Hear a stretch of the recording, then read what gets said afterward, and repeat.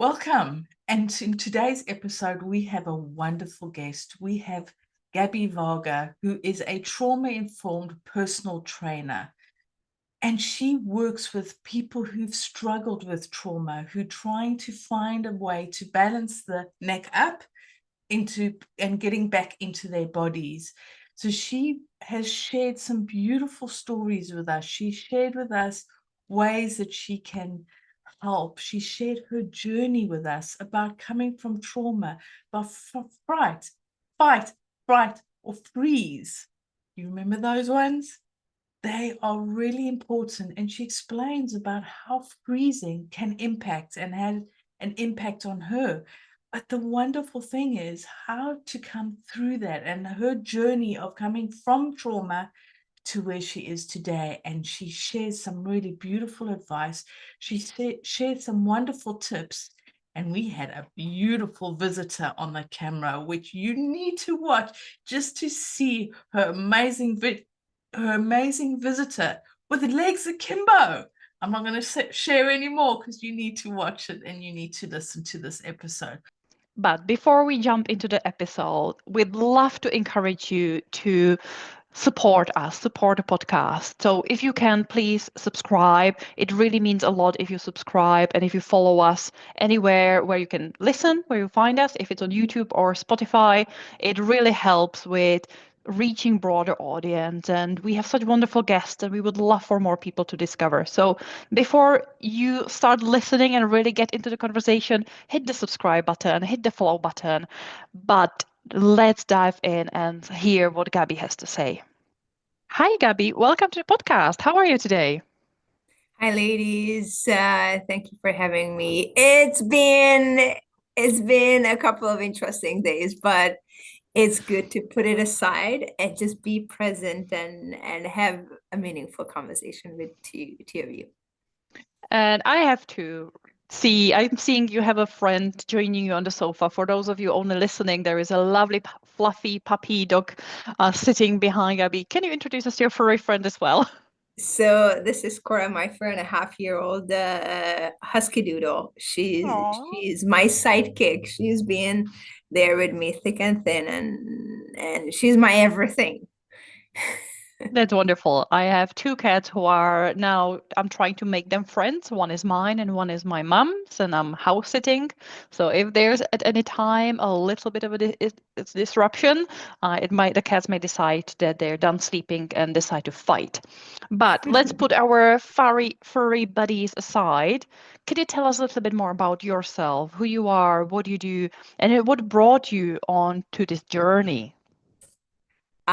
So I'm a trauma-informed personal trainer. I've been working as a fitness trainer for 21 years, and I started as a group fitness instructor.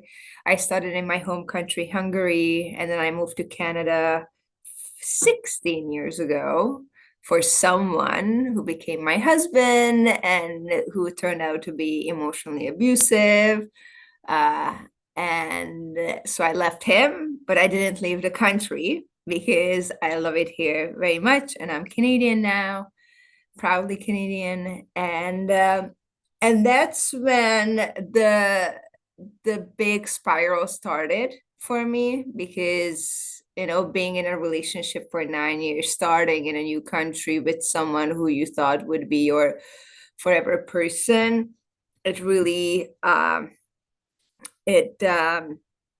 I had to find myself, but I didn't start a journey, this inner work journey just yet. I went down the rabbit hole of coping in an unhealthy way, unsafe way, through smoking, drinking, and unsafe dating as a personal trainer. That felt very, very wrong at that time, but I didn't know better. I was just trying to cope and get by, looking for external validation because that's all I knew in my whole life.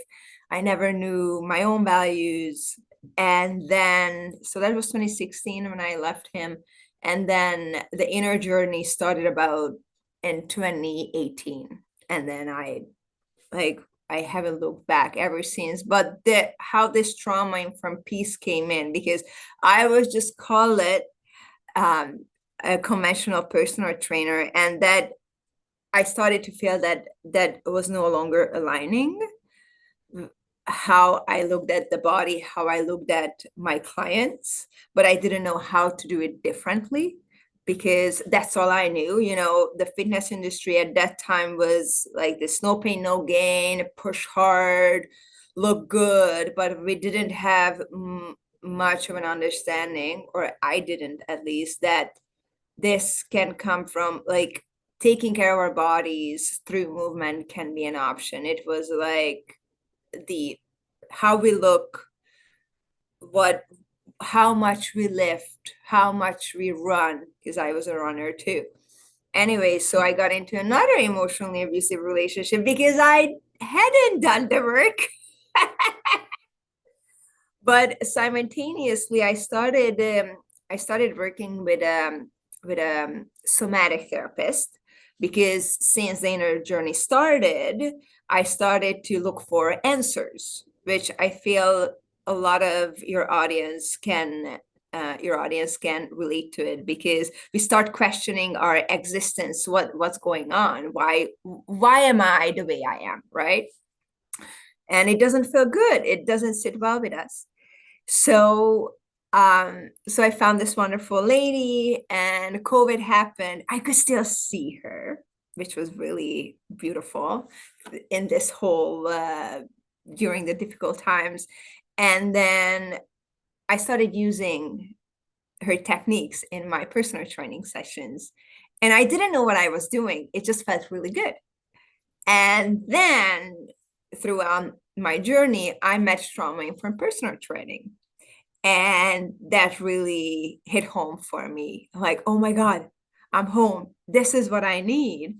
And at that point, I understood quite a lot about trauma, the different trauma responses, flight, fight, freeze, fawn, all those things. So I started to put the pieces together, and I was so grateful, because at some point I really wanted to leave my profession because it wasn't fulfilling for me. And so that was in 2021. And then I left my emotionally abusive partner, the last one, in 2023. Funny that we are having this conversation today, because he moved out to this date 2 years ago. So it's a special day. So thank you, ladies, for being here on my anniversary. The freedom, having freedom in my life. So yeah, that was a really loaded answer. That's how I got here, and I work with wonderful people. I really enjoy my work now that I was just in this constant loop of proving myself, doing things for other people, and I'm doing this for myself because it really fulfills me. And like myself, having a complex relationship with movement, because I used to overtrain. I used to, want to look a certain way. Now it slowly, it's not like a quick thing, but slowly I've been working through that and making it as an internal journey, not an external. So yeah, most of my clients have a complex relationship with movement, just like myself. I think that we all have complicated relationship with movement, because we live in a world of social media, of being pushed a certain narrative, a certain image, growing up with certain stereotypes through media, being grown up with, growing up with people, looking at a certain way, judging us in a certain way, embodying and kind of feeling about ourselves and about our bodies and about our image, and about our physical abilities in a certain way. But I first wanted to say thank you so much for sharing so openly straight away, allowing us to really understand where you're coming from in your journey and what you've been through to really be able to find this path and start reconnecting and learning. And I love that you still say that it's an ongoing process, that you don't have it all figured out. Yes, you've been on this journey for a while, you've learned, you've definitely came to very different place, but it's not like you are coming here fully finished, knowing that there's not much more, anything else that you could ever be doing. So I really appreciate, the honesty and vulnerability that you're coming into this conversation. Thank you. To get us started, I would love to spend a little time, if you could explain what then the trauma-informed PT, trauma-informed support coaching means. Because some people, our listeners, maybe like myself, they've heard the term before, but they may associate it only with the superficial level of physicalities. Like for me, if you say trauma-informed coaching and training, I go straight to, oh yes, trainers and yoga teachers, they should be trauma-informed, meaning ask permission before touch me and adjust my poses. That's where I first came to understand the term of trauma-informed yoga, was when you go to yoga class and out of nowhere someone's coming to you and fixing you without you even realizing and noticing, and someone's putting hands on you. And if we realize that some people may have actually some very strong physical traumas, and out of nowhere people touching you without permission. But I can imagine from your introduction and from your journey that there's so much more to it, that it's not just the physical aspect of may I or may I not touch you, to help you get your body to the right position, to help you sort out some of those things. So could you explain to and shine a little bit of light for us and our listeners on what it really means and how you approach then the trauma-informed? Absolutely. So, by the way, I love that there are trauma-informed yoga teachers out there. It's really important when you work with bodies. We say it when you work with bodies, you work with trauma.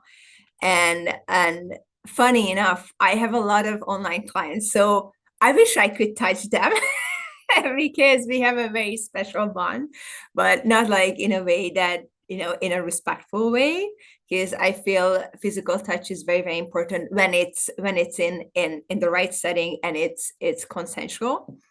But so trauma-informed personal training looks, on the outside, can look very similar to a regular training, but I put into consideration empathy and autonomy. Autonomy is a big piece, that I don't force my clients into movements that they don't feel safe about. And a lot of times that looks like they say yes to the movement, but their body says no to the movement. And then I go with the body language rather than trusting what they say. Because through my own journey, I would say yes all the time as a people pleaser, right? So, but the body feels otherwise. So that's one piece. And I work with people having PTSD, CPTSD, sexual abuse, people who have had issues with movement overtraining, and all sort of things. So it's really hard to categorize what kind of people I work with, but it's definitely being trauma-informed means we give the autonomy to clients and give them those tools that feel empowered by movement, rather than me forcing them into positions or exercises that don't feel safe for them. It's the main thing is feeling safe, because that's what, I'm bringing a lot of teaching from somatics, because I've been doing, like I said, I've been doing somatic therapy for 5 years. And interesting how much I started implementing just by sitting with my therapist and seeing those pieces. And it's very liberating when my clients say no to me, and I'm like, yes, you're saying no to me. And conventional trainer might take it as an offense, that how dare you say no to me? And I'm like, yes, that's the work. So it's a lot deeper than just doing 2-3 sets of 12 repetitions of squats or whatever exercise we think about. But I also bring a different modality. It's called corrective exercise specialist. That's my other course that I use. So I make sure that the movement piece is taken care of as well, in a way of, I truly believe, and I've seen it through my own journey, that trauma alters your movement patterns, your body mechanics. That's why we see a lot of people with shoulders like this, and having very like not upright posture, because like the trauma really manifests in the body, such as tension and like I said, altered movement patterns. So I work with that too. So I correct that, but fitness really looks at it as a quick fix. We know that that takes time, because first and foremost, I need to make sure the client feels safe in their bodies. Because if I try to yank their bodies, that's not gonna do any good. And you're touching on something we see quite a lot in conversations on this podcast, and that's the initial, quite common disconnect between the mind and the body, where we're so driven by our minds, by our logic, by our brains. We think about everything. So we approach fitness and exercise and activities so much from the conscious thinking mind, and we then power through, rather than the way you explained it. When the body says no, we don't often listen. We don't hear the understand. We either like, oh, you're too lazy, you're just I need to force my body to get into those actions and exercises and movements, because that's the way to progress and grow and improve, and whatever it is, the goal. So I love that you're touching on the fact that we need to find our connection with the body and then listen to the body and allow to work with it.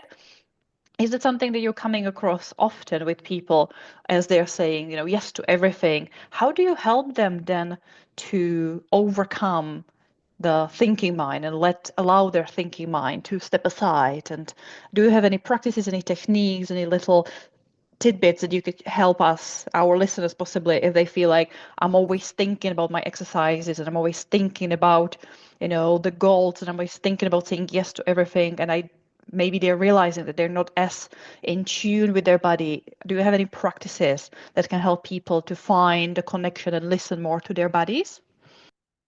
Holding them gently, really, that not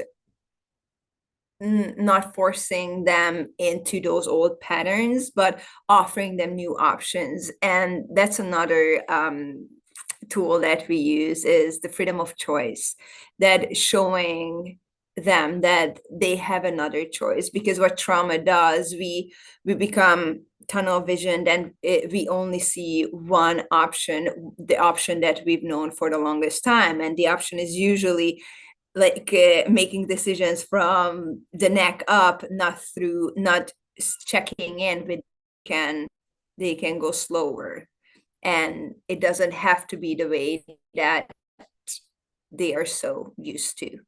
And yeah. Thank you for sharing. And it is very much, like you said, learning to disconnect from just allowing the brain to take over, and the brain not communicating with the body, or the body not communicating with the brain, and working as a whole, but just working with the brain saying, oh, well, I have to do this, I have to do this, and I have to run 5 miles a day, I have to do, where it's not always practical, and not always something that your body wants to do or needs to do. And it can just be something that you're falling back onto, like you say, because we are programmed to look a certain way, to have a certain level of fitness, to eat 3 lettuce leaves a day to survive, type of thing. And it is about, just really allowing the human to become human. And then when you have the trauma on top of that, you've got all this stuff that you're dealing with and that you're trying to work through, and then have these beliefs of how we should look and feel and eat and to bring the two together, and to almost allow the body to take control, and the mind, as Lenka said, go sit in the corner and shush for like a few moments while the body is finding its way to being more comfortable, being the right body for that person. So thank you for sharing that. But one thing you have brought up is, and just, for our listeners, to have an understanding, is you brought up the somatic.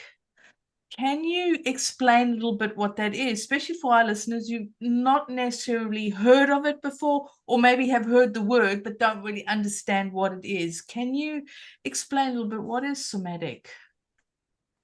So thank you for the question, Natalie. It's important to address it and bring it to the forefront so people know they have choices when it comes to therapy. So I like to connect to the question through telling stories. I find this is the latest thing I'm learning about myself. So back in 2019, I tried talk therapy because I started to recognize that something is not right with me. And I tried talk therapy, and I saw how much I could trigger my therapist, like by sharing my story. And that was very interesting. I didn't have the words. I just saw it on her that she wasn't grounded at all. But again, I didn't have the words back then. And then as I was getting curious about this whole thing, somatic work came across on YouTube. Like, we can go down the rabbit hole of YouTube and find everything, guys. So and somatics is body based. So soma means body. That means we are not working through talking about our traumas, but helping the body to complete the trauma cycles, like the fawn, like fight, freeze, fawn, depending on what was available for us as kids, like kids who kick and run away. So I've seen kids being physical and hurting other kids. That's not their fault. They're trying to complete the trauma cycle. They are in fight. They get stuck in a fight response. Kids who say, I'm gonna move away, I'm gonna run away, and kids physically run away. That's the flight response. I was the freezer. I would go into freeze response and look very calm on the outside, but I was having war inside, and I had to numb myself. So that's what a lot of kids come from, families where we have to tone it down. We cannot be ourselves, and that's what really doing somatic work, somatic therapy, or somatic experiencing, then we become ourselves again. And it's very liberating to be able to have these tools in my toolkit. Of course, sitting with my therapist is the best thing ever, because that's when I can complete the trauma cycles. But it's technically just becoming you, who you were supposed to be in the first place. And it's a very interesting thing, because I'm finding, when I find those pieces, I'm finding my way back to those pieces. I don't feel like a new part of me.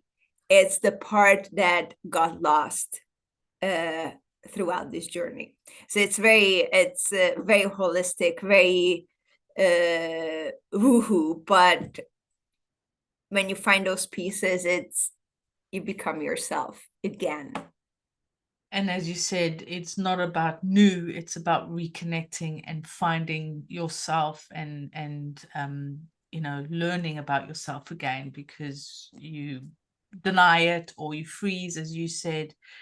Can you give some examples of what one can do as somatic exercises? And before you do that, I just love how you've explained your journey, because everybody, whenever you go on a journey, you try something and it doesn't always work the first time. And this is when I always say, just keep trying, just keep looking. You got to try different things to find the right one. And you started with talk therapy, which wasn't working for you, so you looked for something else. And I love how you describe that, because we don't always find the right thing the first time, but sometimes we need to just try something first to get us to the next step, to looking further. So thank you for sharing that, especially for our listeners. It's don't give up at the first hurdle, because the first therapist, the first coach, the first idea, the first thing that you try might not be the right one for you. It might be the right one, but it might not.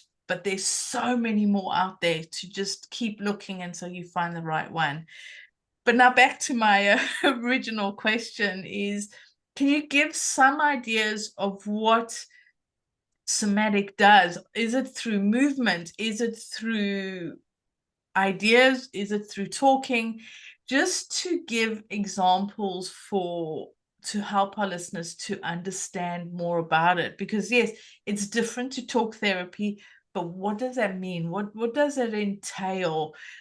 Just for some clarity for our listeners. Gosh, wow. I try to make it very simple. And again, I have to go back to my own story and experience. We still talk. We are not quiet. We are not silent while we are there. But looking back, I was so frozen inside that we had to awaken those emotions that I numbed for the longest time. And that was the first part of the journey, that being able to name my emotions. Like I couldn't access anger. I couldn't access happiness to the degree that I can right now. So it's inner child work, like reparenting yourself. That's again, that might be a bit difficult to pinpoint, but like you technically become the parent for your inner child who you would have needed at that time when you were growing up. And that's very, very healing. So somatics, I find my therapist doesn't use one modality. She uses multiple modalities, like, and shadow work, for example, that befriending the dark sides of us, that, like things like how I talked to that person wasn't really good, but I'm learning to do better. And there's just, I don't know if that's a good example, but so it's definitely not one modality that my therapist uses, and she never tells me, oh, we are doing inner child work now, we are doing shadow work. So she would never make me get into my head more. So that's really important, that a lot of us like to actualize things. So let's not go there, just focus on the work. But what was the biggest thing that my therapist modeled, or has still modeling for me, is I can be myself. I can say no. I feel safe to express myself to her, and not judged at all. And that's how I lead my containers as well with clients, that I don't judge. I make sure that I hold them in a gentle way, in a safe way. Whatever they think, I don't make it personal. If they feel about a movement that, I'm like, it's fine. It's fine. It's not against me. It's you who feel that way. So it's super, super important, because I feel a lot of us growing up, as we talked about it earlier, we couldn't be ourselves. We couldn't say no. We had to fit the mold and become a person who we were expected to be. And how we can, the first step, Natalie, you were asking, what's the first thing, I might be rephrasing, what's the first thing we can do? it's really hard because, as you mentioned, what doesn't work now may work down the road later on. So that's why we shouldn't give up. However, the first thing is finding safe people who we can be ourselves with. That's the biggest thing. Of course, there's going to be pushbacks. There's going to be boundaries put in place. That's what I'm learning. I'm in the boundary phase to set boundaries with people and not to let them walk over me. And that's when really the true colors come out. But just finding safe people, because healing happens in connection when we are connected with others. That's why a lot of people who separate themselves or not being with others, that's when like depression, we try to exclude ourselves from the collective. But I'm really finding with safe people who listen to us, who don't judge us, who accept us for who we are, that's a big part of the healing. But finding those people is part of the journey as well. This is so interesting. I'm loving this conversation. And thank you so much for really explaining and bringing in the clarity on what these terms that we're using mean and what they actually mean in practice. One thing that I'm very, very obsessed about, and with Natalie, we really like diving a little bit more into also going beyond, again, not to say flesh, but when we talk about exercise, we often think about the muscles. We think about, moving the bones, but we know that so much more of it is in our nervous system. It's locked in our neurons, it's locked into the things, into the electric impulses, into the chemical reactions that are happening in our bodies. And again, I can imagine that it is a big part of the trauma work is to looking at, be it physical injury, be it some sort of an accident that happened physically, but also be it the trauma, be it the things that happen to us, emotionally, the things that we have suffered through mental health issues that can end up with nervous system dysregulation, can end up in our brain wiring, it can end up in the way it's being triggered, how the electric impulses, how the chemicals are kind of a little bit out of whack. How can you work then with that when you realize, like, what is it? How does the trauma informed, support works with these things that, again, we go beyond the physical flesh part of the body?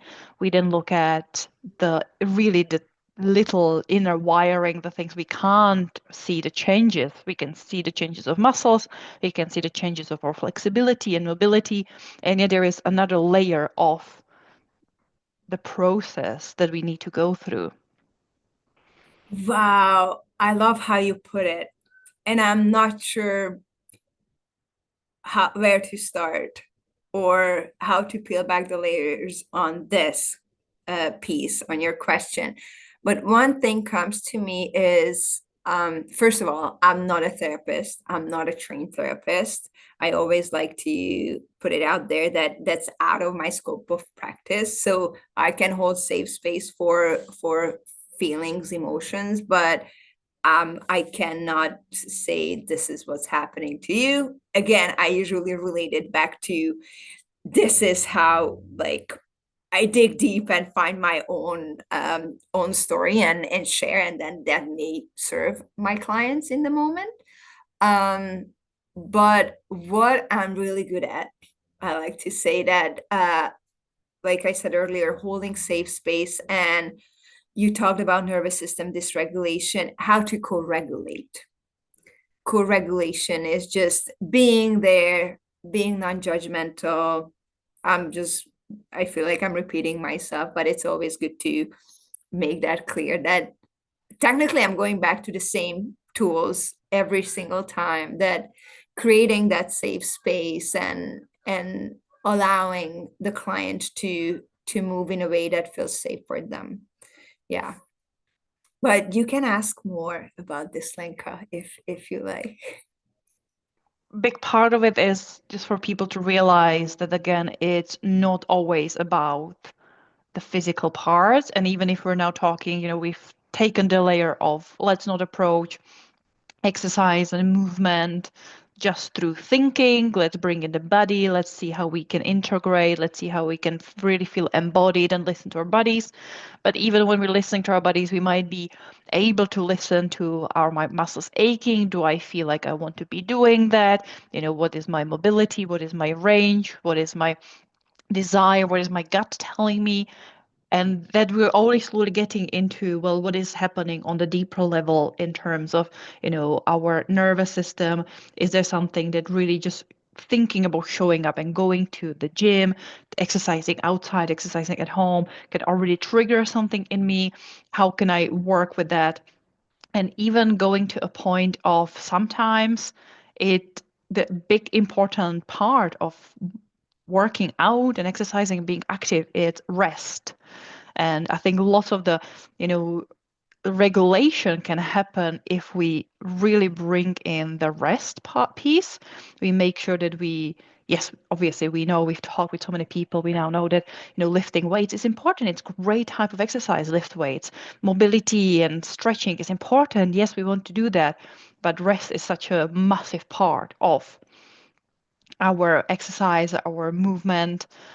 Is there, again, something in terms of rest? Like, rest doesn't need to mean I'm going to stay in bed all day and not show up to the gym. How do you then work with people and approach working with your clients in the terms of showing them how to rest well and allowing them? Often we need a permission to rest.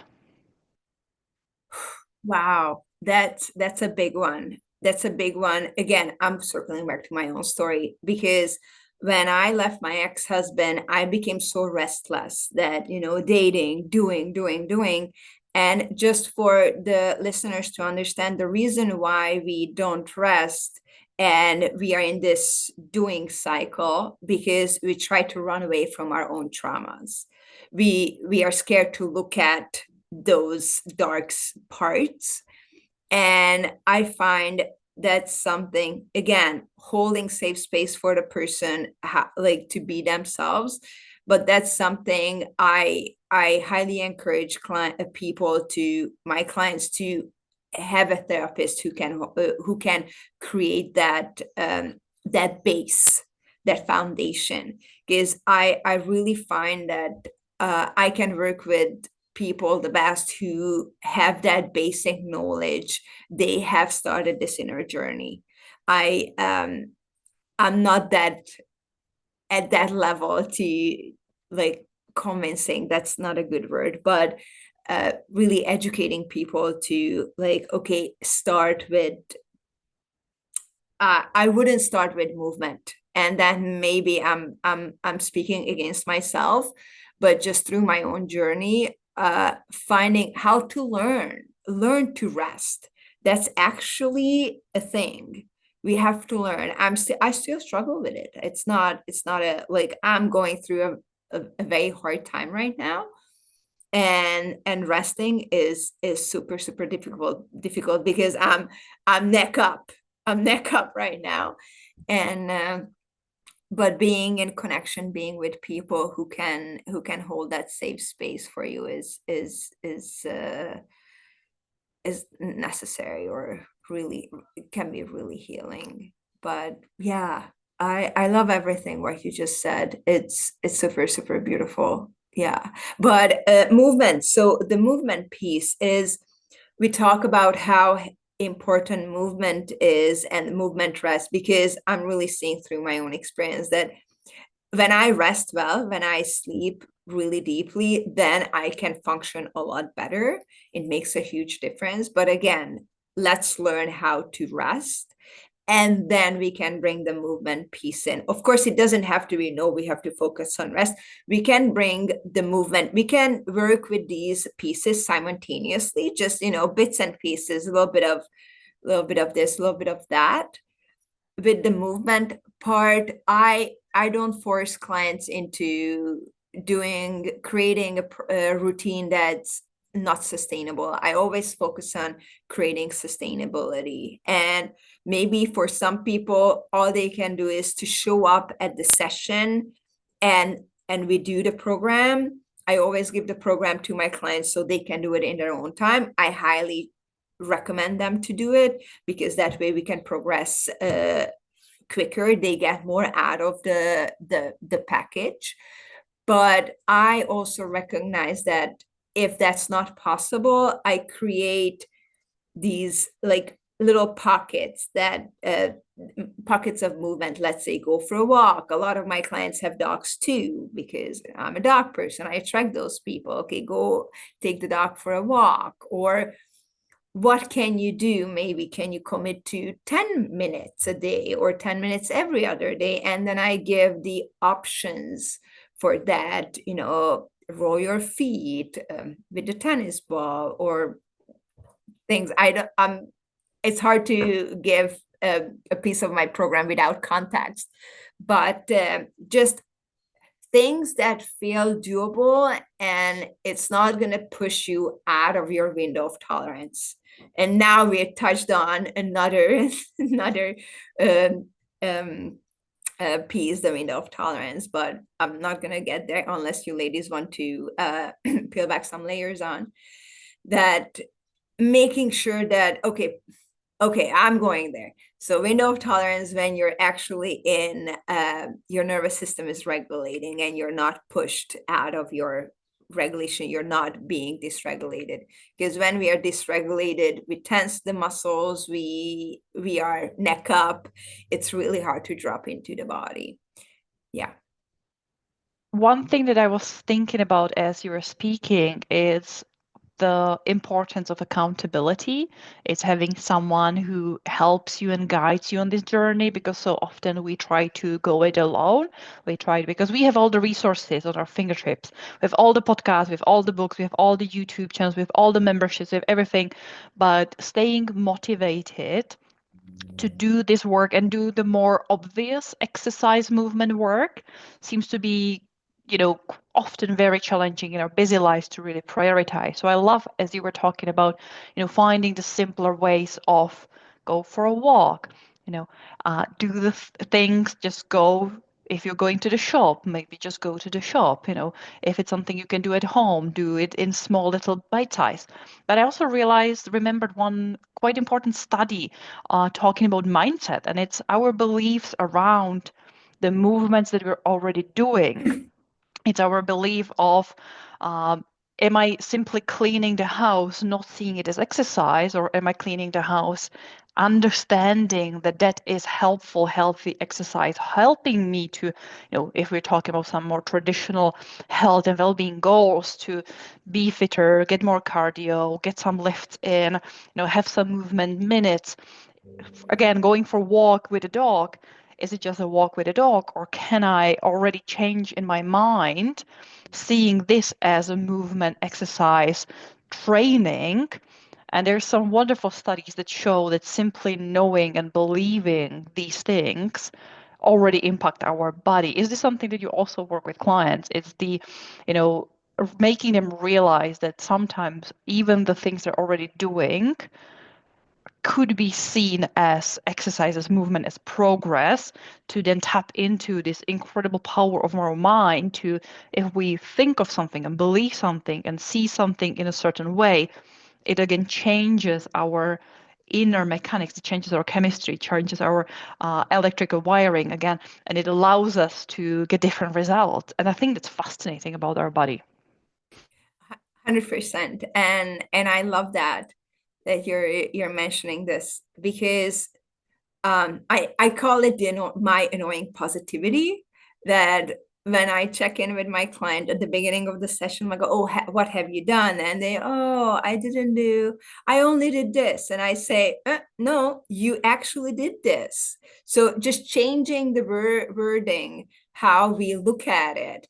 But again, the trauma brain is going to go to the old beliefs, saying, oh, I only did this because probably a parent or a parent figure told us that it's only, right? So how to create that connection between the mind and body. And now I'm circling back to Natalie's beautiful way to talk about mind and body connection, that how can we feel that on a bodily level rather than getting stuck in the head, right? So that's the connection that's very, very important. And the more we work with the body, the more we feel safe in the body, the more we can create that chemical shift as well. Because I really find that mantras are great. I've like 2018, Gabi in 2018 was mantras, yoga, and everything. But I realized my body was so dysregulated that I was running off like all the stress hormones. So I could not change my physiology. But so it takes time and years for some of us, like myself, years to have that positivity and be able to change the chemicals in the body. So it takes time. So it's the neural pathways change very, very slow. So we have to be very, very consistent and determined to have that shift. And I always pointed it out to my clients that like those very little things, they do accumulate, and there's a point when all of a sudden you feel, well, that was for me, that, oh, actually I'm doing a lot, right? So creating those, it's important how you put it. It's amazing, really, that just creating that awareness that my clients do a lot more that they want to admit. That's important. And as you both have been talking about, it is that connection and shifting the way we think about something, shifting those belief patterns that we've picked up, because housework can be quite a beneficial exercise and we're getting the house done at the same time.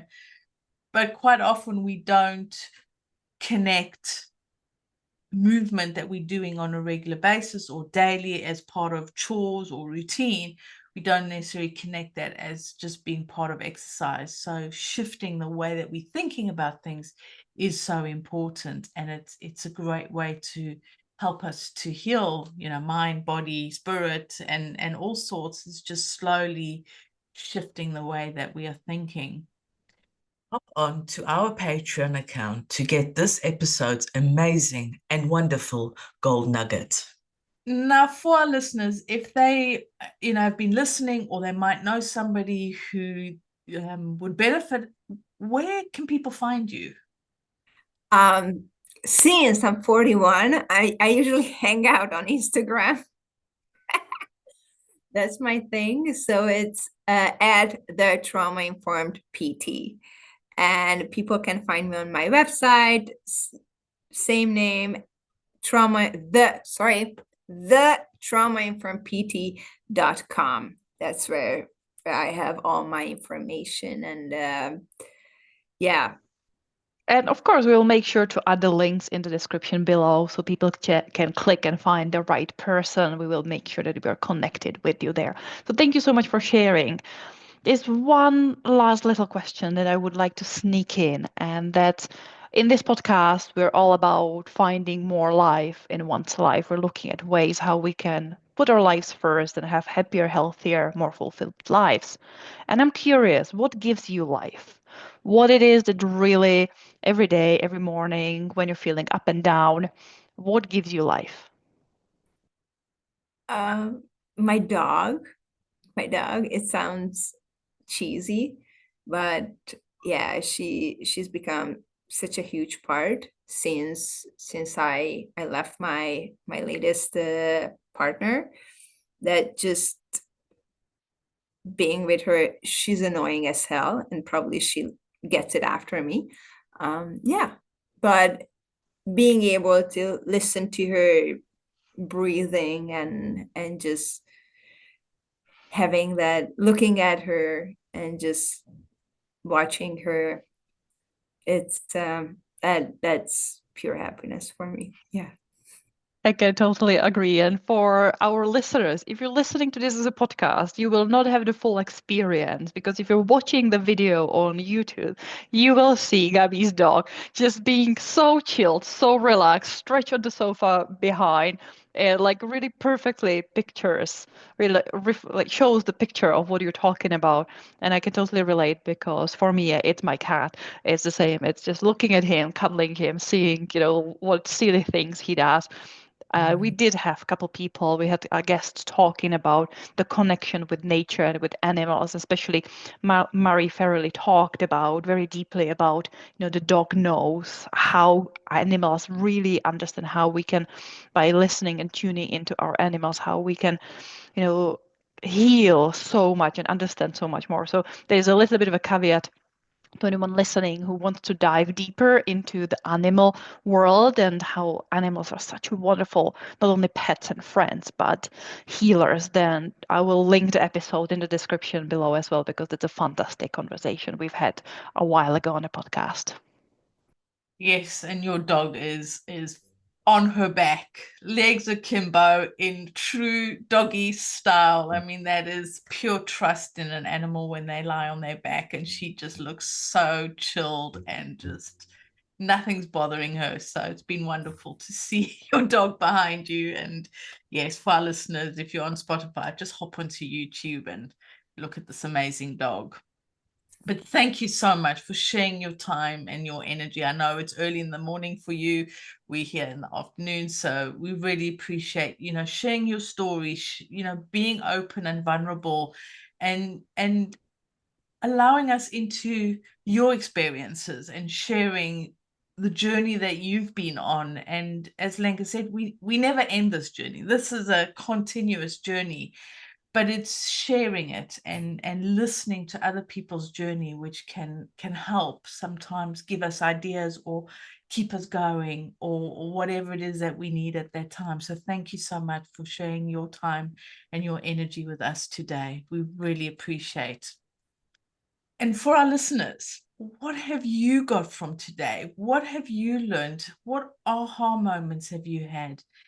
Is trauma something that you're having to deal with and wanting to find a way to reconnect with your body? Do you know somebody who's finding it difficult or overtraining because of what they're going through or experiences that they've had in the past? Or have you just found this conversation really beautiful and you are wanting to just reconnect to your body? You don't have to have trauma to reconnect to your body. Just life can sometimes bring that disconnect. We would love to know your thoughts or experiences or what you do for exercises, because Lenka and I, we always love learning new ideas and new thoughts, but we would love to hear from you any ideas or thoughts or just what you've got from today's episode. And until next time, we'll talk to you soon. Bye. Here is your reminder about our Patreon, where you get all our really beautiful gold nuggets. And today we had a fantastic gold nugget to share. Subscribe to Patreon. The link is in the description below. Hop into the gold nugget section to access all our wonderful gold nuggets. There is also a free section where you can access snippets from past episodes, as well as some great content with tips, advice, and beautiful and wonderful wisdom. Come and join up and be part of the Into Your Life community. We would love to see you there.